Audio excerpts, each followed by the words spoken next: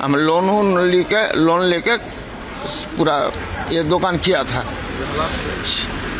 6-7 लाख रुपया का सामान था सर, पूरा एकदम डैमेज कर दिया है, सब निकल के जला दिया है। फोन 3 घंटा फोन किया है सर, लेकिन पुलिस कोई भी प्रशासन नहीं आया। यहाँ BSF आया, उसके बाद हम लोग घर से निकल पाए। इतना टॉर्चर हुआ, धुलियान से बहुत आदमी आया, अपना जीवन का बचने के लिए आया यहाँ पे। हम लोग का तो यहाँ का कोई किसी से इसका हमारा यहाँ का आदमी का बहुत मेल जोल है, ये बाहर का आदमी का काम है। दांगा के बाद इसका घर जला दिया हो, 150 घर जला दिया। उसके बाद यहाँ पर सब हक्का इज्जत बचाने के लिए सब यहाँ पर चलाया।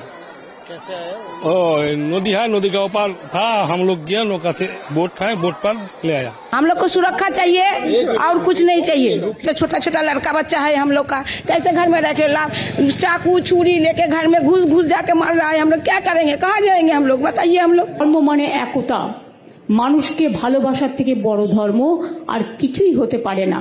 আমরা যখন জন্মাই একা জন্মাই, আবার যখন চলে যাই একা চলে যাই। তাই কিসের লড়াই, কিসের দাঙ্গা, কিসের যুদ্ধ, কিসের অশান্তি।